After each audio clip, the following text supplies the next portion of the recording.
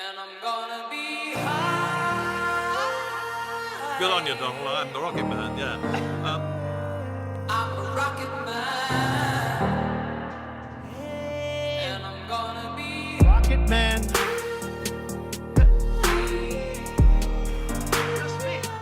I'm a rocket man.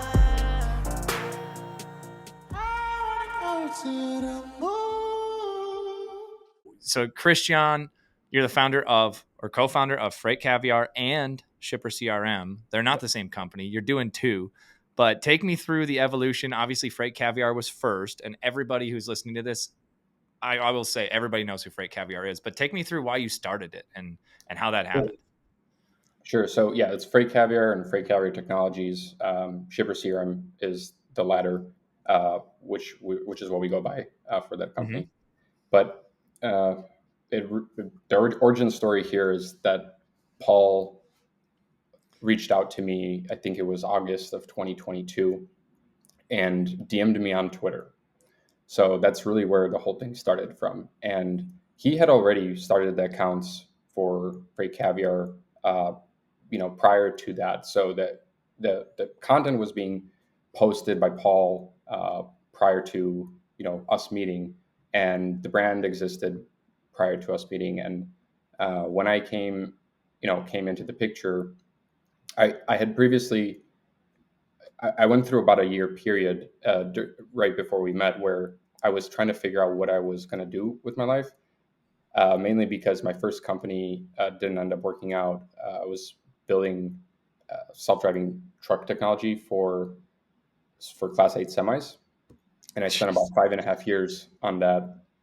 So, if obviously I'm not working on that anymore, and it was probably one of the most exhilarating things that you can kind of work on, doing something that has not been done before. It was a very risky project, and Yeah, I did it. I started the company after my junior year of college. So I was studying computer engineering, robotics, and AI, and competing in a bunch of was almost like religiously into a robotics club that was called Chicago EDT Robotics. What year was this? That I joined. That I was. That you're talking about the time frame here. 2013. I started. I got into college, and I was there for about 3 years. So I was doing competitive robotics for about all 3 years, basically, while I was in school. And AI was a part of that at that point? Mm-hmm. Yeah, so we had two. That's crazy. I didn't know AI existed then. Nobody did, and it was like really the early days, where even it started to become possible to do a lot of AI, what actually was called deep learning at the time. Okay. So a lot of the emphasis at the time was around like visual AI. It was like images and videos and predicting kind of what the images saw, drawing like identifying where a car in a video was, or stuff like that. So anyway, that the whole 3 years that I was in school, basically I really prioritized the robotics competitions over school. To be honest with you, it was way more fun, and I bet I your learned parents so were much happy more. with that, right? Your parents were super proud of that at the moment. Well, actually, I didn't tell them about it, and it actually was a kind of a problem after the first semester, because I got the grades after the first semester, and was not, parents were not super thrilled. But then I kind of told them what I was up to, and I also at the same time realized that okay, if I don't actually go to if I don't really prioritize my school, then they're not even going to let me stay here anymore. So I kind of need to do that. And then the following semester, I just came back and, straight A's. And actually somehow on top of all of it, even having a bad first semester, somehow convinced the dean of engineering to let me skip I don't know, maybe 5 or 6 levels of prerequisites and take one of the highest. There's a kind of a microcontroller programming class. And Really? because of the experience that I had in the robotics club, he actually even he allowed me to do that, and so ended up that was probably my favorite course too, but I ended up getting an A in that too. So like it wasn't an issue to get good grades. It was just like an issue of like where to prioritize my time. Yeah. Uh, I Not ended up surprised. choosing the robotics side of Yeah. things. So Well, it worked out for you. So you're the co-founder of FreightCaviar. Paul was already posting. You got brought into the picture, but are you a software engineer? by trade, yeah, Okay. I would say software, hardware. That's kind of like where my background is. Everything from software down to mechanical systems was kind of like where my background was. And Okay. now all I do, now it's entirely a software business, right? So I don't have to,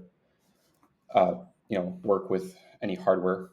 Um, but Unless you guys are building like a freight robot to like go to all the trade shows for you. I don't know. It could be a thing. You could yeah, build a maybe replica of Paul, Too Tall Paul, just a right. robot. That would be a good idea. Yeah, I maybe buy one of the Tesla bots and just brand it with Freight Caviar. Yeah, and That then you're would be at every trade show and you don't have to do all this travel. I think it's an really an idea. idea. I don't have any IP on it. You can take it. Really an idea. That might work. But yeah, that's so I spend most of my time now, obviously building Shipper CRM, and then on the Freight Caviar side, Paul, it's a big portion of why it has gotten so big is definitely because of Paul and the team, that we built, and the people on the team are awesome. Adriana, Jerome, who came on recently, Danielle, Kaya, and Derek. Like it's pretty much the whole team is also in Poland too, which Yeah, I is was gonna say that's all in Poland, it sounds like. yeah. So, but pretty much everybody besides Derek and Kaya actually are uh, like native English speakers for the most part. So it's kind of funny So how do that. you like since you're running that remotely and Paul's running it in Poland, do you like every time you guys have a big success, you go have like a virtual beer, you go on a Chicago rooftop and you have a beer by yourself with the Yeah. camera? So funny that you mentioned this. Like, it's actually something that I would say personally, I kind of got to get a little bit better at because I don't. Will Jenkins actually was telling me about like one thing that he regretted at not doing when he had success like at Molo, which we can get into all that in a bit, but was this like celebrating the wins, even the small ones. And I'm not like that great at doing that. For me, it's just like a perpetual motion. Like the expectation is that we should be kind of doing well and that we're getting customers and growing the audience and stuff like this. So it's like, okay, if things are going exactly as they should be, like let's just keep going. But the only time is to start worrying is like if things aren't going well, which that worry hasn't come up that much. So there's definitely one thing I got to get better at. But I would say yeah, we'd hop on a call or he comes in person to the States multiple times a year. I haven't been to Poland since about a year now. It's been about a year. But when we first started, I was going there multiple times a year. And but yeah, we jump on it. We would if we did we'd jump on a call to celebrate. So Yeah, that would be so that's my way of asking how you do that and how you keep continuity in the team and celebrate wins. But it sounds like what you're saying is I don't know exactly where I saw it, but it was like, hey, are you constantly achieving things, but you've already reset a larger goal? And so it's just a perpetual like, yeah, I've now accomplished those things, but in my mind I've already reframed it to the next thing. And yeah, I think that and it sounds like you and Will talked, and there's probably credence to doing that and celebrating the smaller wins. But I think that a large outset of the entrepreneur population identifies with the former, which is like just consistently resetting the goal. right. I think that's probably, and I can guess this about you, you're young and you're running two big businesses. It's probably how that's how you like to live. You like the progress and momentum more than the actual achievement. And if I you would were say just outcome based, then you wouldn't be doing this. that's a really good explanation for sure. And a lot of it I would say probably comes from upbringing too. Like my parents were extremely hardworking, people, like immigrants as well, and they started from nothing. They came in, they worked their ass off, and so I was always surrounded by that as just the standard bar, right? Like give it your Yeah. all, and just always keep doing better, trying to find ways to do things better. So I'm it going to goes jump in all the around way a back. little. Sorry. Yeah.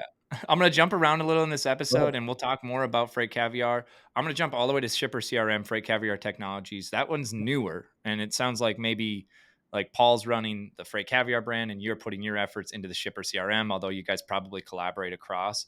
I But mean, yeah, definitely for sure. Like I'm on, I pretty much am on the Freight Gong Friday live show, and then any big guests that we have on podcasts, I participate in too.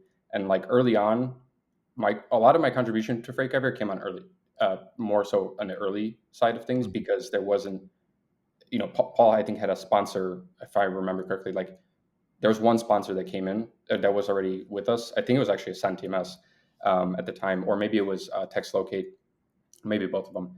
But there was like a need to kind of like formalize a lot of the business, turn it Yeah. into like a machine essentially, and that's really where like I provided a lot of like input on strategy, and uh, Paul would go in and kind of execute those things. But how you know it, yeah, that to that extent basically was where a lot of my contribution early on came in, which helped create like this form factor for sure. But Paul does the majority of the legwork on that side, thankfully, Nice. because we can So both benefit from it. So So this is self-serving for you, of course, but I actually really enjoy when I bring people on talking about their business. And it's not a commercial, but I do want to break down what is Shipper CRM and I mean the name kind of says it, but sure, I talked with Tim Hyman off camera, and I won't say what we talked about, but we did talk about Shipper CRM and how, that's kind of been brought to market and then some new partnerships you guys had. But give the audience who has seen the name but has not looked any further than that, what is it? yeah. So it is. So ShipperCRM is a very purpose-built platform designed for one thing only, and that's to help you find the shippers that you should be working with. Another way Mhm. to look at it is that it's a tool designed to help you sell your capacity to the parties that actually are best fit for you to sell to. Okay. And this really this really started the same day that Paul and I started working together, right? Like on both FreightCaviar and ShipperSeer. It was kind of both were always being worked on at the same time. And the first, it's evolved really in terms of like day zero, what ShipperCRM really started off as, and within 4 weeks, it kind of morphed into um, something different. So on day zero, really, it was uh, we actually asked Tim, what do what does your Ascend TMS audience really need, and what can we build? And he said they definitely need a CRM. Like they need shippers. They need to be able to like do sales. And so I wasn't super ecstatic about that, by the way, because I just came from self-driving trucks, like deep tech, and Yeah. like it was I had a adjustment period, like mentally, to have to kind of I guess swallow my ego in a more direct sense. And but what I really wanted to do at that point in time, like in my life, was just literally move out of my parents' house. And I was like, okay, you know what, if I can figure out how a way to do a software business, and at the same time partner with Paul as a co-founder, leverage Freight Caviar and the audience and distribution, like actually this might actually have a chance. So very early on, we said, all right, we're going to just start building the CRM. But very quickly, I realized uh, nobody has data to enter into this CRM. Like that was the actual underlying issue, was that people wanted shippers to reach out to, like what shippers try to reach out to, Yeah. and they didn't know where to get it. So both Paul, I, and pretty much everybody involved in the company now, have gone through that pain of doing prospecting, uh, endless amounts of hours just doing the research alone. So 2 to 3 hours on average per company you spend just understanding who they are, where their locations are across the United States, and the general set of Yeah. tools that you use is like Google Maps, LinkedIn, and some set of like Apollo, Zoom Info, some lead generation database. So we just said, all right, we're going to build one platform, one experience that just entirely combines that whole experience. And it all started really with building a search engine specifically for researching shippers. So that brought the time of research down from 2 to 3 hours down to basically about a minute. And once we had that built, So we started, wait, you're going too fast on that. A search engine? So yeah. you built like a search engine that was optimized for finding leads, essentially, or take me through that. Yeah, so the way you can think about it is you just you type in the name of a company, you type in and you put in their website URL, and the same level of research that you essentially would have done yourself manually, it just goes and Okay. does that for you. It basically starts to build a company file on any company, and that's a shipper in the United States, and we have actually built in checks into the search engine to be able to identify, is this company a shipper or is this not? And so if you put in an accounting company into there, it'll tell you this is not a shipper. I'm not going to keep researching it for you. So that does that kind of give you Yeah, a I mean I was trying to figure out before this show, and I obviously have known about Shipper CRM. And for those listening, I'm not a customer. Rocket isn't, but maybe we will be. sure, I just was trying to figure out the differentiation between Zoom Info, Apollo, Seamless, and what they're doing. And yeah, I've used all of those. And what you guys were doing, and it sounds like, and maybe this is a layman's term, maybe I'm going to get it wrong, so just yell at me if I'm wrong. sure, But it sounds like okay, you guys were able to build um, a search engine that would replicate that function, but for a freight brokerage. So it's correct, not looking for necessarily the same filters of what you're using in Apollo to go by manufacturing and by this, but you guys are looking for how many warehouses and do they have, how many docks do they have, or how many employees? Do they have this many employees in logistics titles, whatever that might be. right. But that was okay. So that's how you're doing that part. So The context I'll here click for this out. is so the context here is pretty important. Why did we decide to build this? Because when I was running my previous company, Audubon, we had two trucks here in Chicago, with driving around with the self-driving technology that we were testing. But at the same time, like in between tests, I was looking for shippers to haul freight for, and I went through that personal experience, of the Yeah, painful research, I have and as well. entirely built the whole experience, the whole shipper CRM experience entirely to just like automate that work. Because I'm, as funny as it's like ironic as it sounds, like I'm a lazy person when it comes to like repetitive, the exact same repetitive work over and over again. Like I would rather do work up front and then not have to do it again Yeah. later. So that's kind of like The best engineers are lazy. That's what I've heard, at that's least. what I've So heard too. Yeah. So it actually gets even we made it even better in the sense that these company files that we start to build, we are able to discover various different locations across the entire United States. But then we took that a step further and we said, all right, let's actually curate a list of really the only relevant people that you should probably reach out to. And we yeah, trained a model, an AI model that's actually able to rank and predict who's most likely of the list of employees that have already been filtered out, like logistics managers, directors of transportation, which of these should be ranked top to bottom in terms of who you should reach out to, who we think you should reach out to first. And every company is different. And once you really get into what different types of titles exist out there, your mind will be blown as like yeah, how different, how many different ways you can call yourself a logistics manager. yeah. Analyst, supply chain It's analyst, all the wild. things that you wouldn't think of, but that's actually the person who's going to get you the data. Exactly. Um, Yeah. and they're in So charge of telling you if you're in price range. But could you expand that model then? And maybe you already are, but my brain immediately goes to, could you expand it to not only who you should reach out to, but which channel you should reach out on? Uh, Could you can you can optimize you that part? can you clarify that part? The channel. So let's say you get a director of transportation and his name is Rick, and you know this is the guy who's going to be the most likely to reach out to, and he's super active on LinkedIn.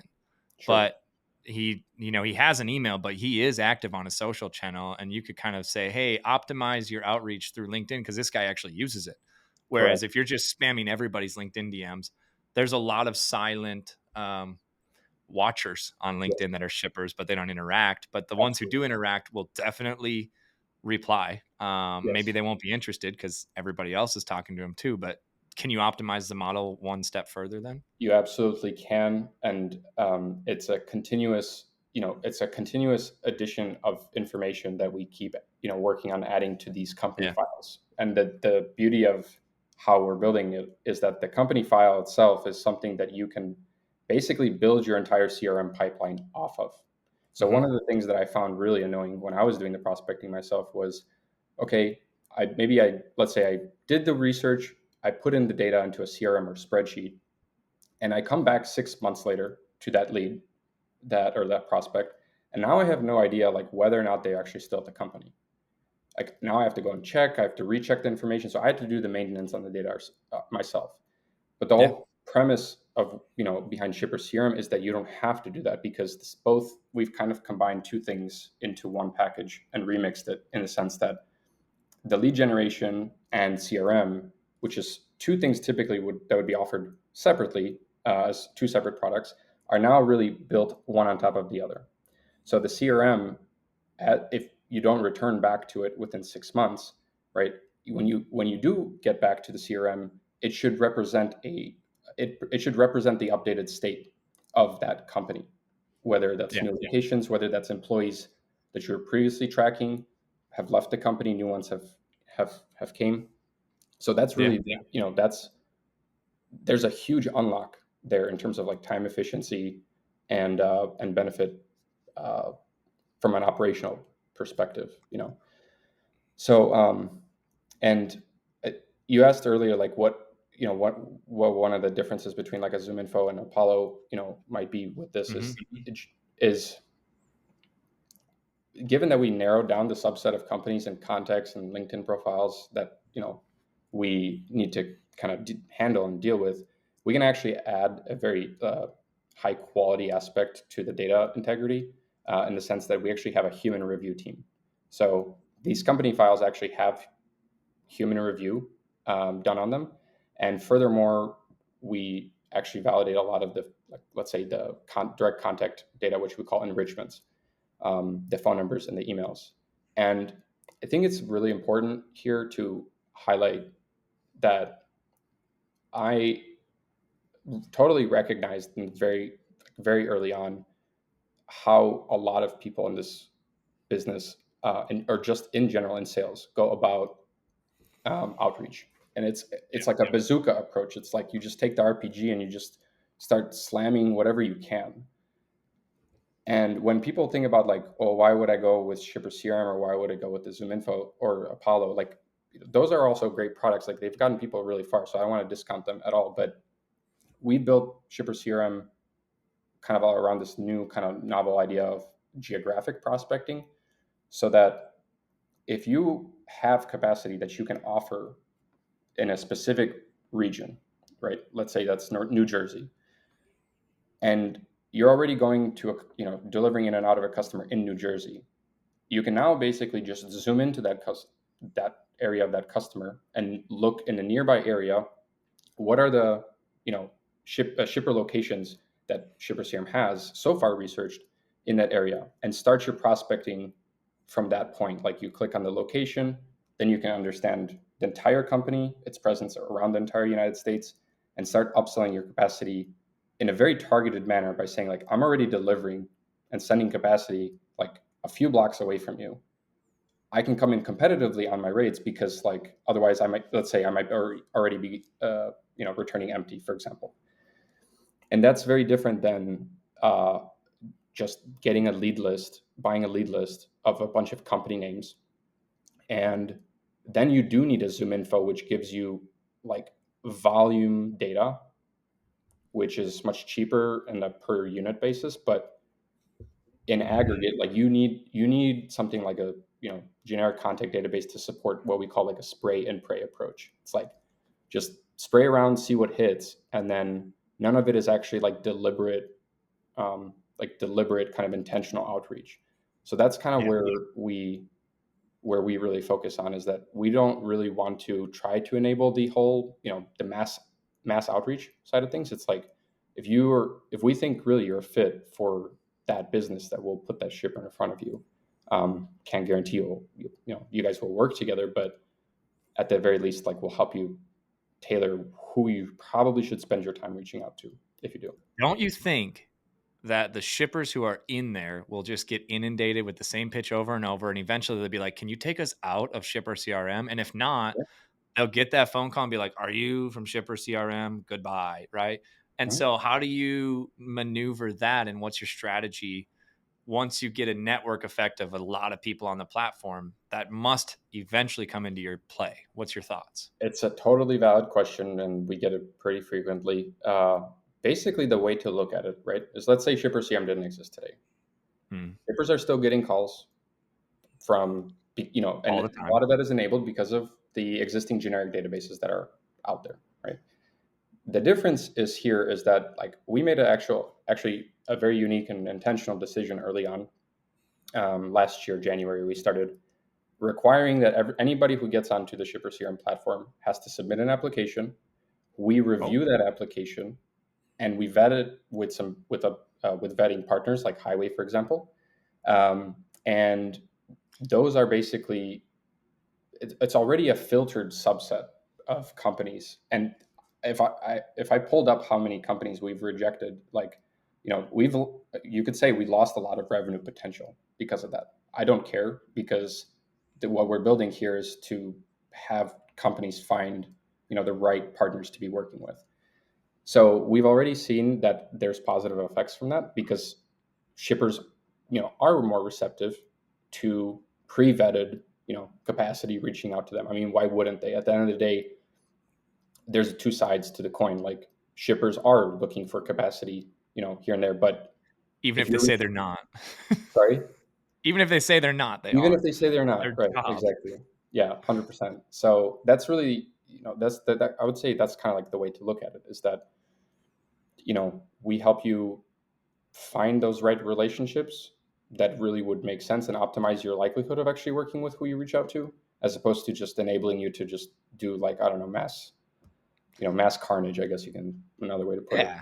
I mean, that's what Zoom Info does. And I, no bad about Zoom Info. I don't use them anymore because they're just so expensive and it's just not They the are. same ROI. But back in the day, I mean, I always like to brag to my team that I figured out how to use Apollo in 2015, and it was like 2016, maybe 17, when I had started at my previous job, and it was brand new, and they were like a seed round company, and I was like, "This is a superpower! It does the sequencing of the emails for you." Sure. And then we moved to Zoom Info, and it's all valuable, but it's spray and pray, and you can get your lead list, and you can cold call, whatever you want to do. But I think that what I would like to know, and I'm going to zoom out of Shipper CRM now for a sec and go back into how are you running that as a business? Are you bootstrapping it? Do you have investors? And then what is your goal with it? Because it's growing probably Mhm. more quickly than you even anticipated. We hit a And record yesterday of new amount of customers in a single day, yeah. so that was good.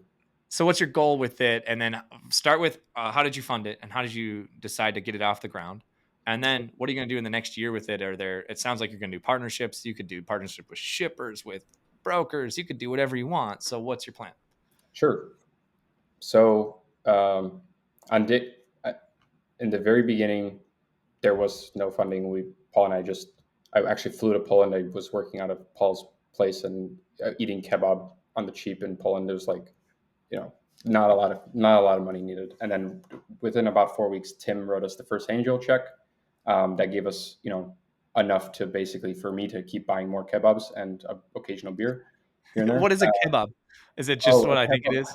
I don't know. I thought it was actually like I don't know, part of the English language, I guess, but Kebab is how I it's would like say it gyros. up It's like here. kind of like gyros, essentially. Okay. Yeah, It's I'm in something, Fargo, something. North Dakota. We don't have much diversity of food here, so I Got just it. had to ask for the benefit of the audience that might watch in this area. So go on.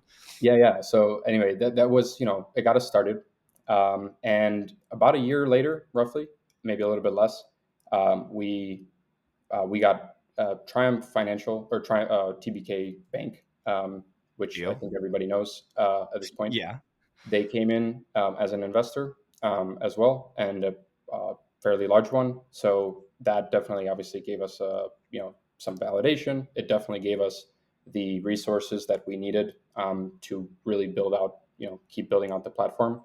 Hmm. And we did do a launch by then, like a small one at TIA around 2023, but I we remember didn't that. really launch like truly until this past April, so April 2024.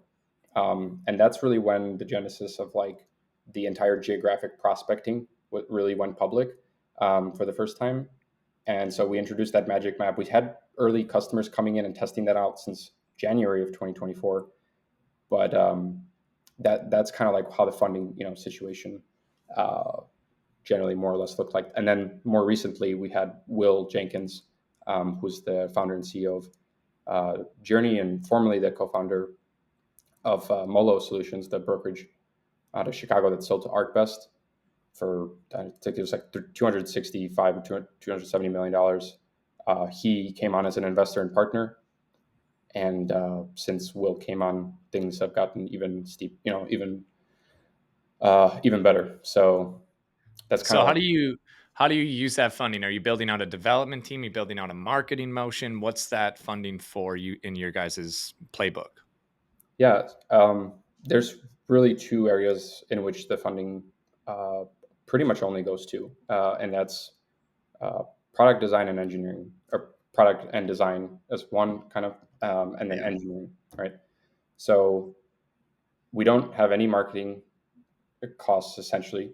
We don't advertise because we have FreightCaviar, obviously. I'm gonna put a pin in that, but that's my next question is Sure. FreightCaviar leveraging that, how smart that was and what a good play it's been. But That was so by you design. That was by design. yeah, it wasn't an accident. You guys Yeah, are yeah, I for love sure. watching it from afar. You didn't start a podcast just to start a podcast Yeah, and say, exactly. hey, you know what? We should just get a couple sponsors, make a few thousand a month, and surf Yeah, the world and do a vlog. right. I could see Exactly. from my side like all of that design of first brand, then content marketing, and then you can launch a product off of a content marketing brand so much easier. Oh, Right. it's We would have masterfully done, not by the way. we would have not been able to get the traction that we have gotten with ShipperCRM today if it wasn't, if it wasn't for that. So No um, doubt. yeah, definitely. But so to go back to, you've got these three rounds of fundings, angel, and then you had like an institutional investor, I would call it, in our space, and then you've got another angel in Will. Why is Will going to be strategic in maybe that I'm preempting, so you don't have to answer that, but is he going to be strategic or just an investor? No, Will is on pretty much every demo with me. Will is helping shape the product. I work.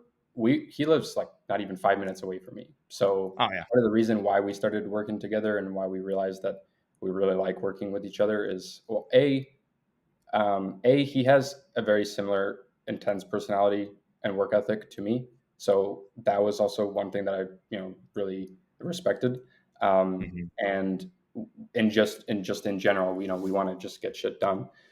So that was the first thing. But then the other thing was that he just saw the full idea and he understood it fully, particularly geographically selling your capacity, stuff like this. But he's definitely running Journey, like that's it's like his full time thing. But his other I'd say you can maybe argue near full time. His other near full time thing has now become ShipperCRM, but for sure it's ShipperCRM and involvement in FreightCaviar even too. So we all work really well together.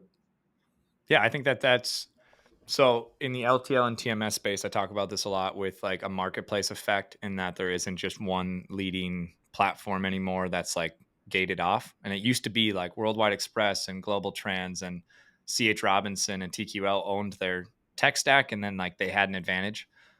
Sure. That's no longer. They don't even have a tech advantage. In fact, a lot of brands out there have built better tech. And then I've always hypothesized that a network effect or like a marketplace where like one platform that has the best brands integrated into it is actually going to like have a network effect and grow faster than a big box broker. Sure. So you're kind of proving that positive, not in logistics, but in the same space. Yeah. Like you guys have Journey, Shipper CRM, and Freight Caviar, Right. and to the naked eye, like the observer, they're like, oh, they must be friends. I'm Yeah. like, or they're super smart and it's by design, and they By don't design. make any move that isn't exactly at least thought through as calculated. Obviously, you're building businesses and you actually never know what decision to make next, which is kind of like my next question for you is you're 29, which is super young to be running these businesses. And you didn't finish college, right? So Dropped you're out. 29, you didn't finish college. You live in Chicago. Do you got what's your personal life like? You got any romance interests? You got any of Got a those children girlfriend. around. Yeah, Girlfriend, okay. got a girlfriend, and Which could lead to children running around, just so you which know. could lead, which could very much lead. So for sure, big proponent of people having more kids for sure. So I'm working on it. I'm from my side, but I honestly I'm I find my work very thrilling and fun. So to be honest, I'm if or what's his, Jensen from NVIDIA, he's said it really well. It's like Mm. if I'm not working, I'm thinking about work. It's just nonstop 24/7. So um, and literally, I just find it fun to be constantly like coming up with ideas and then actually seeing them come to life. And so, but otherwise, I really I like to read a lot, and I play video games, too, just Which to. video games? This is an Well, important question. yeah, it changes, but more recently was like actually with my girlfriend was playing like a little bit of World of Warcraft because she never Oh, played okay. before. So I I used used to to play a dabble lot. in World of Warcraft. My cousins were very into it, and every time I went to their house, I learned it. But they were like so much better than me at it. Yeah, So World of Warcraft. So I that mean, are you was. Elon Musk Jr.? Like you're just playing these I games like that don't. and you're I the top don't gamer in the play. world? I don't play enough to do ranked, but I do. I do it just to get my mind, off for sure. But like that was like for like 2 weeks. Like we played like during the Christmas holidays, and then. But before that, Nice. I was actually pretty like Diablo was like everybody was playing Diablo for like the last I don't know, shit like half year or whatever. But so I was pretty intense on that. But Would um, you say, and this is like completely irrelevant to the podcast, but I just had to bring it up. My 6-year-old is playing Minecraft, right? And he's just starting to figure it out. My nieces, his cousins have taught him, and then they can like play together from his sure. iPad. He's just 6, but he's already like, doing a little bit of coding, trying to make things appear in backslash this. And he's like, Dad, how do you spell zombie? Can you spell it for me? I'm like, oh, why do you need to know? And then he's like, I did it. Yeah, But I that's feel awesome. like that's a gateway drug to World of Warcraft and the rest. And like, I was always a Call of Duty guy. Sure. But I played college baseball. That's what everybody played. We played online and we would do the Yeah. LAN and all that stuff. But I feel like, what's the gateway to get into gaming like that? I feel like it's a lot of successful people. There's some stat. I don't know if you've ever heard this one that like surgeons, the top 1% of surgeons or something like that are all avid video gamers and they have a Yeah. certain percentage higher dexterity because of it. Yeah. There's definitely a very strong correlation between reaction time, visual reaction time, and then the surgeons, as you mentioned. Yeah. So I heard that somewhere as well myself too. I spend a lot of time also playing shooters. Like I played a lot of like Counter-Strike Source a lot of Yeah. Counter-Strike Source when I was younger. But Call of Duty too. But in terms of like your 6 year old, like I I don't really. I think it's honestly in the formation years, just letting kids be kids for the most part and just gravitate to whatever they're interested Yeah. in. Um, and obviously, like too much exposure to probably we're only Yeah. just learning of the Screen side time and effects too right much. now of Yeah. like screen time, like on mobile or something like this. We're only really learning of those side effects now. So I I don't know. I'm probably going to learn a ton about this like when I quit. Yeah, But dude, you could start a whole internet debate about screen time. We can go into that. I'm uh, betting you didn't expect that question today about which video game a 6-year-old should play. But no, I no, mean, I've got a 6-year-old, a 4-year-old, and a 2-year-old. And so, like, my whole life is toddlers. And so, we that's don't do awesome. much screen time, but I'm not one of those parents that's like, oh, I've never given my kid a screen and he's going to be better. Like, I do. Well, And so I have a funny I want him story. to learn technology as well, but it's a whole thing. So Um, the funny story of like how I actually got into um, engineering, like software, was because my parents actually were really strict on the amount of video games that I was able to play. And so one of the games I was playing when I was younger, around like 12 years old, was RuneScape. And oh, yeah. I would come home from school, and my friends were able to play for like 5, 6, 7 hours, for the rest of the evening, and I was only Hmm. able to play for like an hour. And so in order to go into the same places that they would be able to go to, I basically had to find a way to kind of like get my Hack character it. to level itself up. So that was really my first foray into robotics, because I ended up basically like coding almost like a virtual robot, I guess you can say. And it was a bot that would basically be able to walk around, and do things in the world, make Well, you money weren't there. while I wasn't there, and so, or like while I was, doing chores or something. So, and it was really thrilling because it kind of, I mean, you built something once and it just like kept working. And obviously, the first versions Great were feedback. just like so ridiculously horrible. I Mhm. even got banned one time because it was just clicking on exactly the same tiles every single time. But I was just good enough for me to be like, wow, I'm pretty sure this is probably like something I want to do for the rest of my life, like in this area. Um, And you get an immediate feedback loop there, which is kind of an interesting 100%. thing. You in engineer, and I can't code, right? Our my CTO Troy can. He's a full stack developer. I can't. Sure.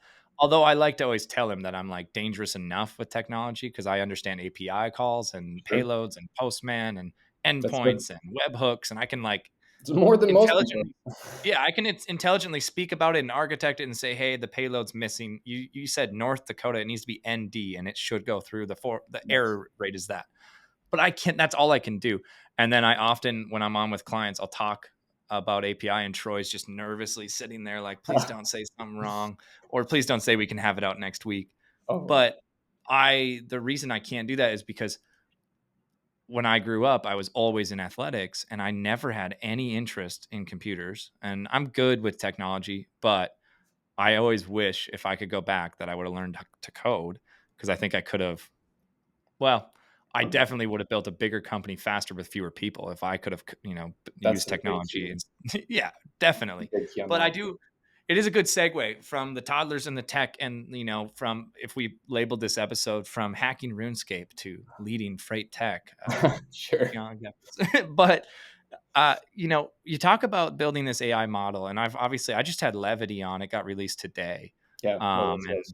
Garrow from Levity was on. He's a great dude. He's also 29. You guys are just these young And he's studs, I he's about to guess. actually But move to Chicago, I think. So yeah, that's what he was saying. That's like yeah. maybe he already did. I don't know. But he was talking obviously about Levity and like being involved in AI in 2019. And you were talking about robotics in 2013, 16, somewhere in there, Yeah. which is crazy. I didn't know that AI existed until ChatGPT came out.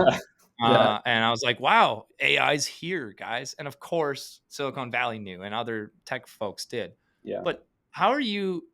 I mean, what an advantage that you're the CEO of those brands that you're running and that Well, you can actually ShipperCRM. Yeah. implement AI at scale yourself.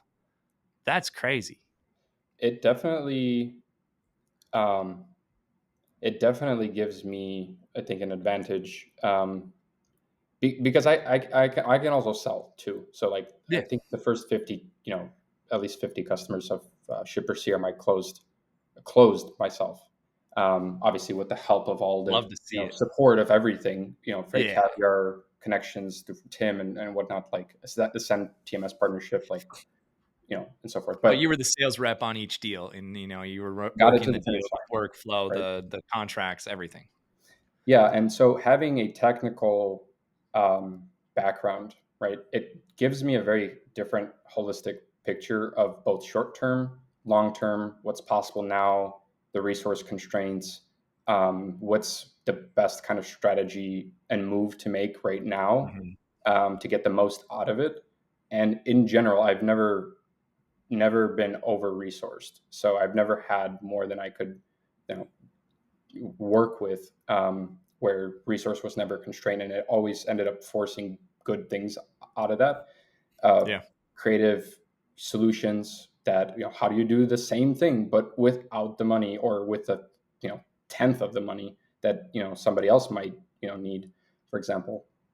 So that's definitely been a very super advantageous thing, and I can talk on both sides and translate between the sales needs and the technical needs and technical roadmap, and then vice versa too. So I think it's just a huge advantage, having that background too. But I didn't know Yeah, how to sell, by the especially way, earlier. So yeah, well, and here's the thing.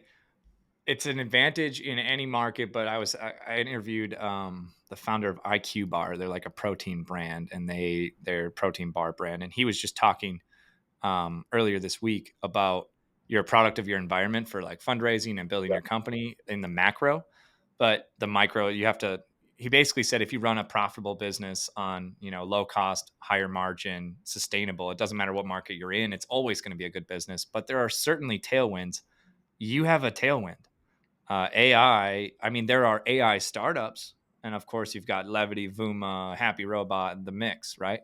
Right. But then there's freight brokerages trying to implement that and all these different strategies. But you are, and I say you, and I mean ShipperCRM, FreightCaviar, you, Paul, the whole team, Will, Sure. everybody.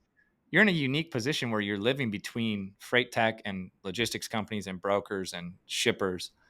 What do you think is, I mean, without giving away everything, but transparently, what is your next 18 months going to look like? Is it going to be CRM, or is that the gateway to something else? Sure. That's a great question. So the way I look at it is that there is a very, very clear opportunity to build A-class software specifically to help at right now, like to help you sell your capacity, right? Mhm. To find who that capacity should be sold to. It's At like the end of the Tinder. day, It's sorry, like Tinder. You guys are like Tinder, but for freight brokers and shippers with the right capacity. we're not Tinder right now. That's Yeah. for sure. So we are more close. We're closer definitely to like a catalog, that you can get, and that catalog stays up to date, and you can browse the catalog to go and figure out who you should, contact, who you should kind of ask on a date, I guess you can say. Yeah. Um, But you don't have but the shipper opting in saying, "Hey, I'm open to dating." yeah, Maybe it's the that's same. something in the Correct. future. It's the same thing as if I were to just be going doing research and putting into my spreadsheet, right?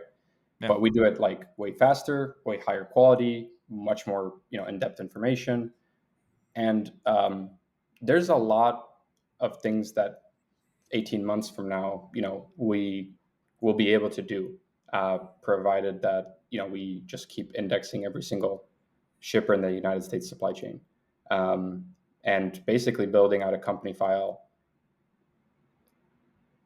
that continues to grow in terms of its information and comprehensiveness, on what these companies do, what products they make, what type of transportation needs they have, where they're shipping to. That's Yeah, there's a lot there. And to be completely honest about this, like, one thing that I we got approached by a shipper like way earlier than I thought we would, um, asking if we might be able to help them, put them in touch with one of our customers that operated in a specific area. And that's definitely been in the back of my mind, which was that it validated the entire assumption around, like, okay, shippers also need to find capacity too, right? Like, Right. but that's just not something that we focus on right now. And yeah, the door of possibilities opens significantly once you index the entire United States supply chain. So that's what we're focused on right Yeah. now.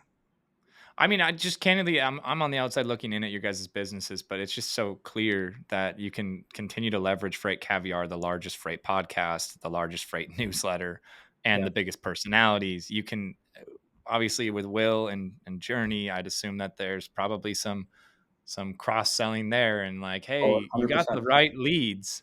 Do you know how to call them? Do Do you you know know how to what sell? messaging? Yeah. Do you know how to sell? Do you need any training for that? Or, Yes. hey, you've got the right leads and the right training. Do you want more of those sales reps to like call more of the leads? All these different things you can pollinate. But Yeah. I, the way that I look at the industry is there's network effects like that. But like, if you remember Emerge when they first came out, it was like a way for a shipper to do RFPs Sure. without having to go through the spreadsheet process. But I like I shippers, personally haven't heard about it, but I definitely, because in the last 2 years, have just through exposure have learned about that. So I actually yeah. don't know how the system worked, but if you Well, they do basically you share, could post like you could connect to new brokers whenever you wanted to or new carriers and like it was free. It was a free TMS for the enterprise shipper, but then Emerge monetized the carrier or the broker, like they would pay to get access to those shippers. But if you that's look cool. at it, if you zoom out, Shipper CRM, the brokers are paying to get access to the information about the shippers, but you're a stone's throw from reversing that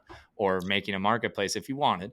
But the reason I ask it is that, like, I wanted to kind of get tactical at the end of the episode here. How do you, like, decide to set, like, when you're setting vision, you and Paul, like, do you guys have quarterly meetings? Do you just randomly come up with ideas? Put that in structure for me, because I'm 31, you're 29. I've been running Rocket for There you go. 5 years. I've lived that same thing, and it's like, it's you could have so many different companies and you could do so many different ideas, and it's, well, you got to focus on what's working. How do you go about eliminating the possibilities that you probably could always try to capitalize on, but you're then spread thin? Well, the first part is definitely to surround yourself with people that are good at focusing. That's for sure. Because I was pretty expansive in my thinking, and I still am for sure. But I've learned to like tame it and kind of be more patient per se. Mhm. Like build it out. And a lot of that definitely came from Paul. A lot of that definitely came from Tim too. But in terms of like just tactics of vision setting, or like, hey, we need to do this now. Uh, Honestly, it's a matter of like when something comes up and we need to turn the ship, not 180, but like close to it, and like we need to start doing something. Like it's we can literally maybe jump in and start prototyping something in a matter of 30 minutes of making that decision, and have something working within pretty quickly, like generally speaking. But Yeah. like actually right now, speaking of, there's actually something right now that I just decided to make a fundamental kind of like infrastructure change on our backend that will make the entire experience of using the app actually instant. Whereas right now it's like maybe when you're loading information, it's like a second, 2 seconds, or whatever it might be, because there's a lot of data. Mhm. And eventually it just was like, I was thinking about it for a little bit, going through the pros and cons, doing some evaluation. I was like, okay, no, we're just going to double down on this today, and like we just got to get this over with, because this is just the Yeah. right way. This is just going to be so beneficial down the road, and it's going to compound if we do it now. Let's just get it out of the way. So put other things on hold, and it would just turn the ship when we need to, when something becomes honestly like more foundational priorities. Okay. I like the idea. So the reason I asked that question is to kind of get my answer to ask this one, which is, what I heard from you is that you are making decisions along with your leadership, right? And probably along with the people working for you. It's all, you're getting buy-in, you have the vision. And then you're implementing as an individual contributor, which is like a superpower for most businesses. Not every CEO does that or can, but let's take that down a step further. How many employees do you guys have? I'm assuming it's not as many as most would think, because it's a big brand, but you probably are lean. And how do you go about deciding how many to hire? And are they individual contributors or mid-level managers? What's your strategy on building out the org? Yeah, there's definitely, we don't there's nobody, everybody's a contributor for sure. Okay, So there's no good. managers, and we probably won't for a long time, even if we hire more people, and when we hire more Mhm. people. But right now, engineering team is 2 people, not including myself, and 2 full-time engineers. And then we have design kind of contractors as well, that Smart. help me out. And uh, and then we have a part-time sales person that's basically helping with review applications and reach out to people, making sure that we get a demo scheduled when they want one, finding a time. So it's about 7 people more or less on ShipperCRM, and then on FreightCaviar it's close to that as well. I think it's 6. And they're doing blocking and tackling of media, basically, I'm assuming, Yep. right? Yeah. They're doing all of the posting and the editing and the clipping. And okay. Correct. Yeah. So So it's a super, I mean, I was just talking, I told you, to a brand called IQ Bar earlier this week. And I think he said they had 8 employees, right? Like full time. And then they did hub and spoke. Like they just had a lot of contractors and vendors, but they were doing like 80 or 90 million revenue yeah. in CPG. Wow. Crazy. And I think that the reason I bring that up is, like, you guys have a similar size company to like, obviously you might not be doing 80 million revenue yet, Sure. but you could scale that without adding a ton of headcount, not just because of AI. And I've talked about that a lot, but it just seems to be the more companies I interview, the more this is the model. Yeah. You just shouldn't have mid-level management, because with the tools that you can use, you don't have to have layers. You have contributors and you have leaders Yeah. who are also contributors.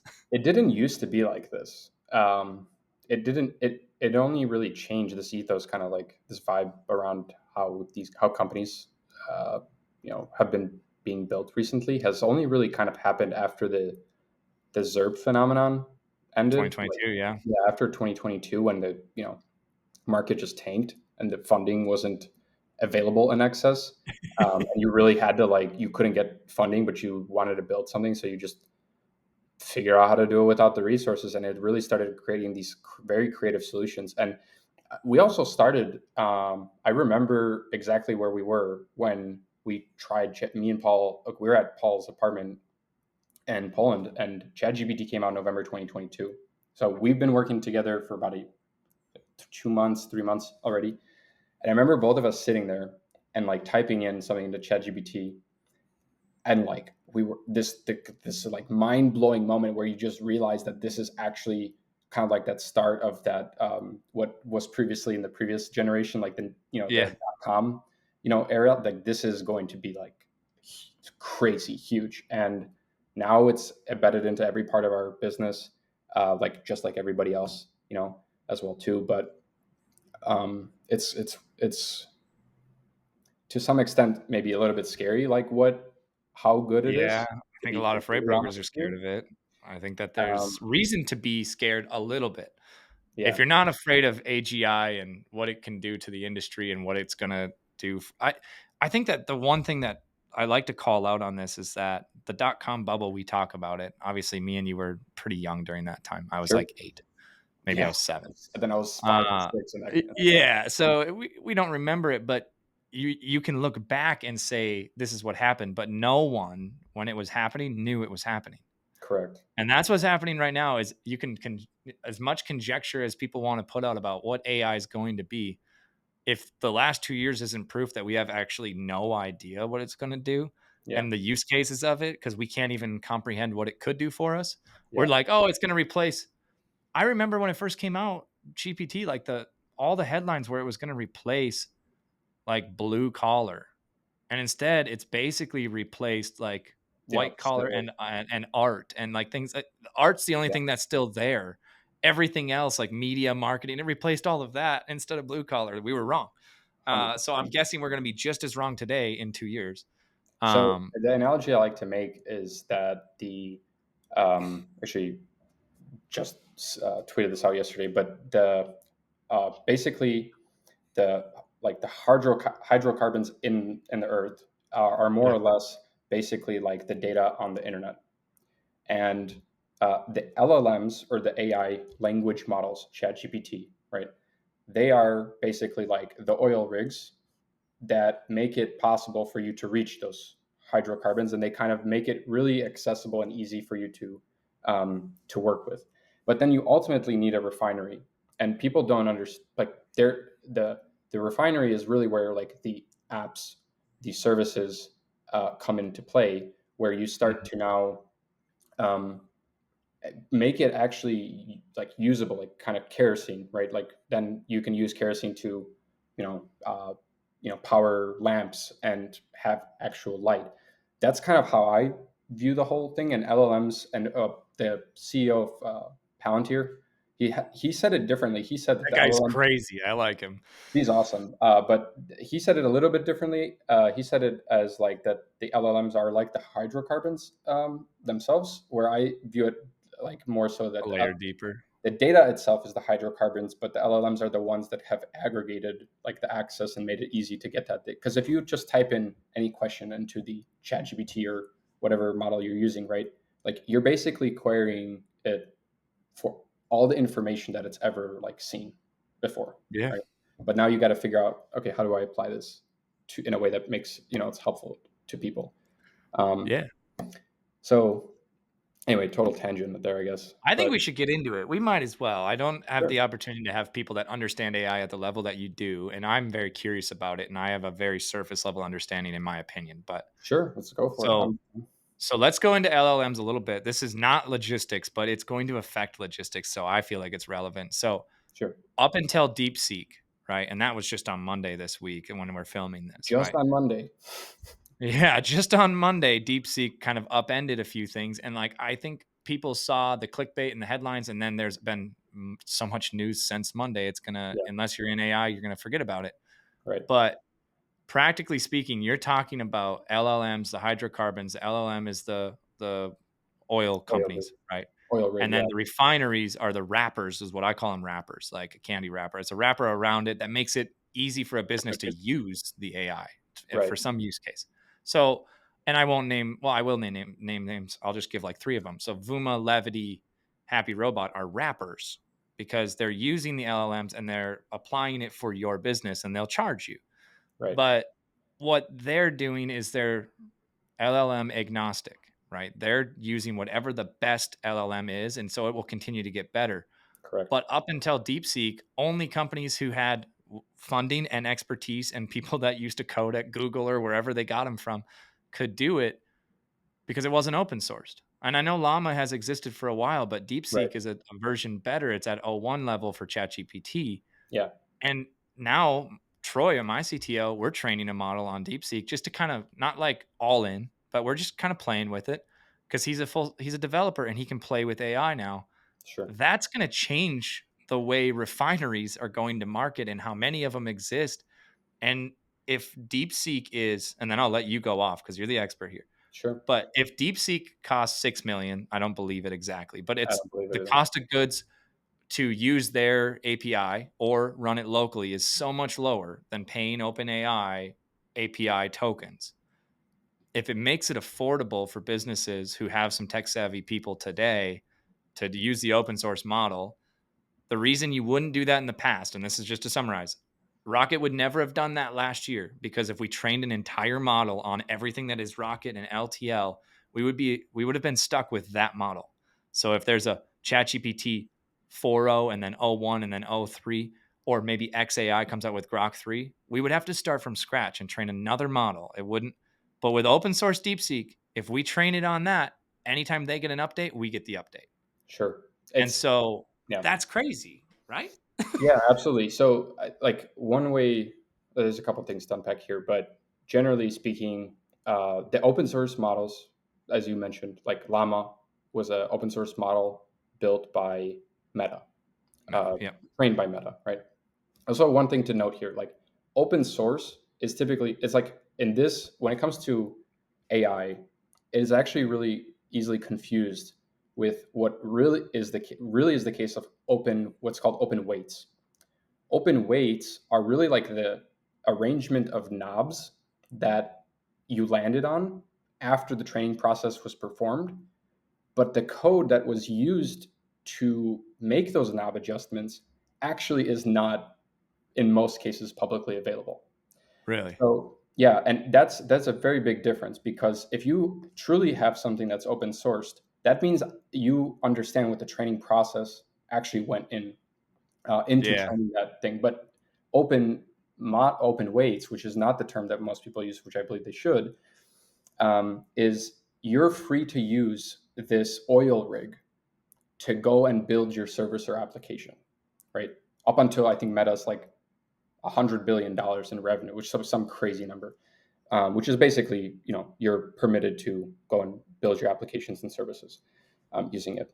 I don't know what the permissions on DeepSeek are, but I'm pretty sure they're also very similar. Just go and use the new oil rig, to go and build your applications and services. But you also, uh, I think there are definitely going to be more and more open weight models and hopefully more open source models Yeah. as well going forward. And my recommendation to anybody who would be going about training their own models, we do it as well too, is to basically build out kind of somewhat of a layer of abstraction where it doesn't matter which oil rig, because their oil rigs are, you're gonna have to wire them up slightly differently, but like you can kind of abstract out the logic in terms of like how do you input the information, how do you check the information, the output, and you have to kind of wire up each one by one. But when you do it one time, then you can just keep your data set exactly the same, or your data set's probably, you're going to get new data, in your guys' case, more data from your platform. You can feed it into the system more and more. But when a new model comes along, it's like, I don't need to really do much. Sure, I can retrain it, but it's just a matter of like, okay, maybe it's going to be done retraining in like half a day.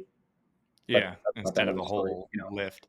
You used to have to spend like $1 million to train a model, like at a large enterprise, and like a lot of these big Fortune 100 companies, or Fortune 500 probably, because the Fortune 100s maybe weren't. They were training models, and like there's a few different ones that had good use cases where they replaced like half their workforce for this customer service platform. I can't remember what it is, but it's just like customer chat. They train their own model and then they open source it. And but if you can do so, how the reason I ask all this and went into so much detail is like, how do you look at companies who are the refineries? Will they be the winners or the losers of open source? I can't land on an answer on that. I mean, maybe I you think can't that either. I still think that there is a very strong case to be made that if you are using the best oil rig that exists, but your application and service doesn't serve a need of somebody, is not easy to use, it's not delightful to use, that you'll lose. Mm-hmm. And it's still gonna, it's really, it's still gonna boil down to like, is your product good or is it not? And is it valuable and is it not? Now, I think that going forward, what we'll probably see is that given that the cost of software development effectively now it's trending towards zero. I don't know Yeah. if it'll ever be zero, but it's definitely becoming much easier to write a lot more code, make a lot more progress with fewer resources. Yep. Otherwise, you would have 5 or 10 developers, and you have 2. Correct. Correct. Exactly. And so that said, it's very likely that what we'll see is that more products that either are in the market today or nascent products, let's say, even, are going to likely probably be able to support more and more things and kind of gobble up various different offerings that typically were offered as separate platforms. And you can kind of see that taking shape and at ShipperCRM too, which is that, previously, before a lot of these tools existed, we would have not been able to make as much progress as we are able to now, and essentially combine a lead generation system with a CRM in one, because of the sheer amount of resources and work and time that it took to build those independently prior to a few years ago. I mean, we're talking about 2 years, like more than 2 years ago, or less than 2 years ago. Yeah, it's It's like not, a we're little talking over about a 2. long time ago. 2 years and a few months. So I think over time, what we'll see is that just the single offering from a company, they will just expand in terms of what they can do. Um, and that's definitely a very likely path for things to go. But then, the other path way that I see kind of things going, and I make this case around like brokerage software a lot Yep. too. The other way I see that, I was actually just talking to Tim about this too the other day, which was like, it might not happen anytime soon, but potentially might. Is that when a lot of the work begins to get, uh, uh, if it becomes much easier to build any of these, any software product, right? Yeah. And then you can, let's say maybe somebody open sources a model, and we have a friend Garrett, who's actually started building it, like, and let's say an open Follow source him on X right now. That's who that is. He's building, like, it was like Load Partner or Load. mode partner, yeah. Yeah. So he's building a open source TMS. He was building AI agents before this, but anyway, the thing is, the other way that I see it is that people will become more specialized. And this is actually maybe not even a comment to freight in specifically, but in any industry, you'll probably will see that you'll be able to have much better specialized solutions and many, many more of them, just simply because you'll be able to double down and differentiate yourself by making it very easy for you to do customized abilities To specifically for your match, need. yeah, you'll be able to match the level of someone who's been specializing in it and has put their time into building a company that does just that. You'll be able to match the Yeah, outcome without correct. having to start from scratch. So I'll give like 3 examples to make this really relevant to freight. Global Trans, Worldwide Express, Unishippers, they all used to be 3 different companies and they grew through different models. Worldwide Express was all direct sales, world-class training out of Dallas. I compete against them, so I don't really love. They're Sure. all the same company now, but I don't love their ethos anymore. But they used to be like Sure. a really like standard bearer in the industry. Global Trans took the exact opposite approach. They had an agent-based model. They had the biggest agents, they had the Right. most agents, they treated their agents the best. And I won't get into all the details because there's all kinds of players that are still in the industry that I am friendly with, and I would like to keep it that Sure. way. But I'm playing politics literally. Sure. But Sure. there was decisions made that if you hired more sellers, right, and direct sales, and you hired them all at once, you could build up this pipeline, and then it would have a residual effect. And so they hired like 1,000 sales reps. The Letos were running it, and things did not work out the way they thought it was going to work out. But if you put that example, that's one example in freight, you could now have the same outcome, which of 1,000 sales reps, right? Let's say that Right. without having that headcount, if you can use AI, Shipper CRM, and targeted messaging and all of these tools, you can build a $40 million truckload brokerage with 10% of the staff that you used to have to if you implement perfectly, right? With $40 So million that's dollars. one example. Yeah, that's it. It's it. Let's say you just started your company and you're just solo, right? Like if you, You could probably as do, how great much as do you life think is, you could do just solo? You know what I mean? Maybe yeah, you and one carrier sales rep, a seller and a buyer, we'll say. damn. I will have to think about that. But like, I don't know. What do you think? What, I what, think what I would could. your guess be? Here's the way I like to do it, right? And this is the only way I can and guess at this without just pure conjectures. Like Sure. I often will call Troy or Michael, the other guys in our C-suite at Rocket. I talk to them every day, and I'll be like, if we just used, Happy Robot and Vuma, and because we don't really operate a truckload brokerage, we do truckload, but the only truckload we do is when clients who are using our TMS to manage transportation say we'd like to enter truckloads in here too, and we bring in Arrive and CH and we also bid on it. But most of the time it's, hey, this is all spot market and we just want to have you guys cover it. It's customer service, so we'll go Sure. do that. But we do not go to market saying, hey, we can do contract rates, we have capacity there. That's not we're an LTL TMS final mile player. But I always say, hey, I think we could build a truckload brokerage with just the 3 of us and get to $10 million in a year and a half without having to hire anybody And how many in the mid people? market. How many people would you say you need to get to $10 million right now? Like I on think average. I think 3 people could build a $10 million freight brokerage, but there's so much more to it. You'd have to have an MC that actually is accepted, right? Sure. Sure. And so like then I just go, because there's so many variables. I say, well, if you were a freight agent and you went with Global Trans or Priority One or Armstrong or Landstar, whatever you want to say, for a Sure. truckload based brokerage agency, then you could do it with 2 people to 10 million, no problem. Because you could, instead of using their teams to source everything, you can, but you Sure. could use Happy Robot and Vuma if you implement it well. And then you just have 2 people doing customer sales. That's it. Yeah. And you The could do it at customer 10 sales. million.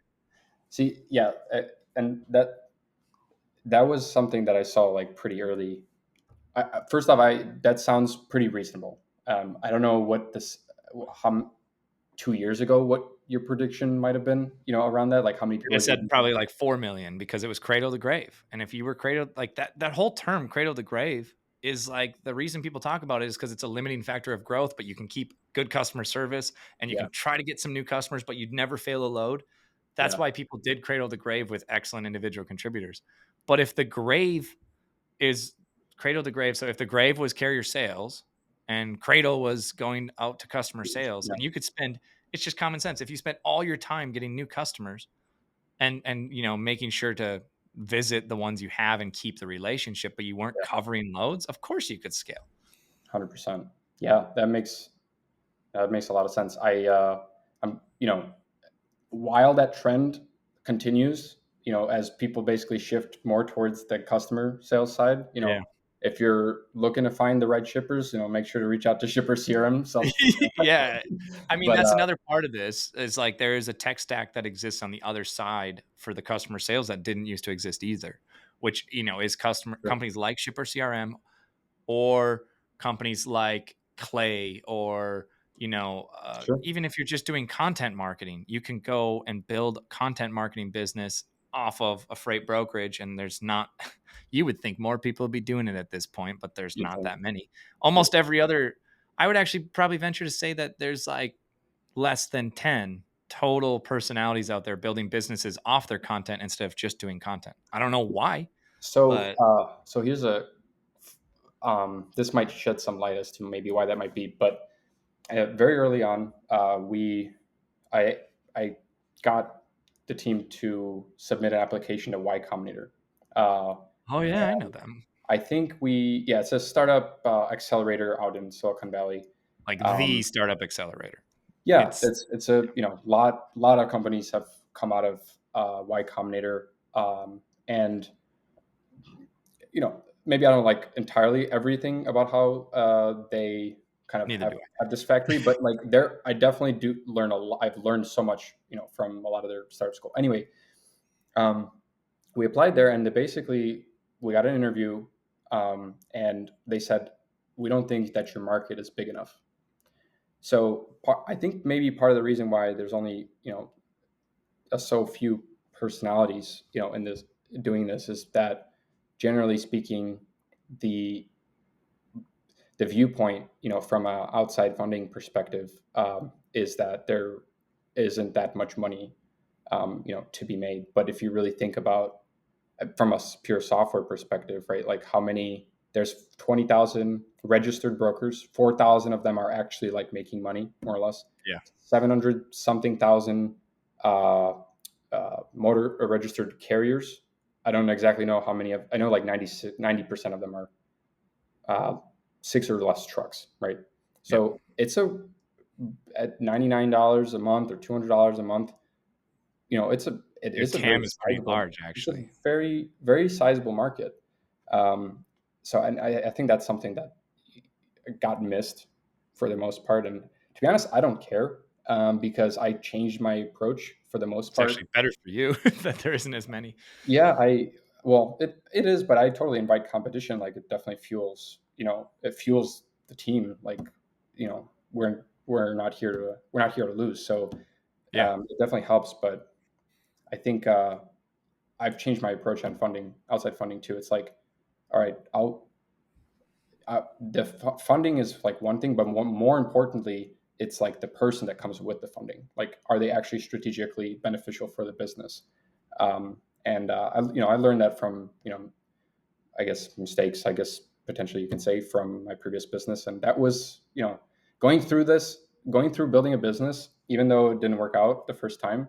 There were so many learning lessons that this time I was able to avoid, which for sure helped a lot Yeah. for sure. So Well, anyway, hey, this is probably one of the few episodes I've done where I would like to just keep going. I know. But I also we are both running businesses, so we're going to get Yes. back to that. But my last question, it just kind of gave me a good transition there. You said that was a mistake I made in my previous business. I always ask everybody this, and I ask it in a way: what's one mistake that you've made that you didn't have to make? It wasn't formative or foundational to you actually, learning and taking your lumps and school of hard knocks. I had to go through failure to be successful. What's something that was maybe you just, if you look back, you're like, oh, that was stupid. And if somebody else is listening and they haven't quite got to that point, they can just avoid that one completely.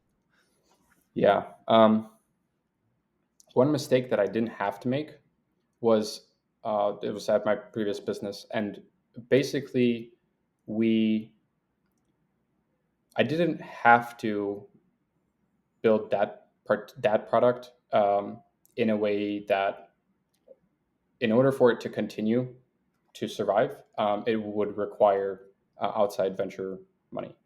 Mm-hmm. Um, I could have started smaller, still painted a smaller product. Like for example, just to be very particular, we were building we called it the visor, and it had 8 cameras, that you would retrofit onto the 8 cameras, computer, everything inside of it. You'd retrofit it onto the truck, and it was more expensive, but it collected all the kind of surrounding data around it, not just like a dash cam where you can only see in front. And if we would have started maybe, let's say, with a single forward-facing type of a solution, it would have definitely been cheaper to produce. It would have been able to be sold, made money from it, use that money to then build the next iteration with the same ultimate goal in mind, of getting towards like actually the goal was to be able to get a driver to go from Chicago to Denver and bypass the e-log requirements. That was the original motivator for the whole thing. But yeah, that was a big learning lesson for me, and that we still set a very big ambitious goal for ShipperCRM, but the way that I approach it now is definitely more so like, okay, we gotta earn our way there. So, Yeah, and we definitely are. I love that advice, because if I summarized it from what I just heard, you want to be able to give yourself more optionality as you build. So yes, it's still the same North Star, the same vision. You want to get to this point, but if you have more cash flow, more profitability, you take smaller bites, you have optionality to survive longer, to be able to make that goal, and without having I don't have a good enough analogy, but without having somebody or something stopping you, which would be you run out of money, you have to raise, you have to dilute, you have to be beholden to somebody else. Right. Instead, it's, hey, even if we're not at the ultimate goal yet, we're still in business, we're making money, and we can pivot where we need to. That's power in business. So I appreciate you coming on, Krystian. Obviously, when we release this, everybody will know who you are, FreightCaviar, ShipperCRM. But where do they find you? Is it LinkedIn? What's the best way to get a hold of you? Yeah, LinkedIn. It's just Krystian Gebis, Gebis, and I'm also on X as well. That's pretty much the two places where you can find me, or ShipperCRM.com, FreightCaviar.com, either of All those. right. Well, I So appreciate the time. Let's get back after it. We'll see you guys. thanks so much.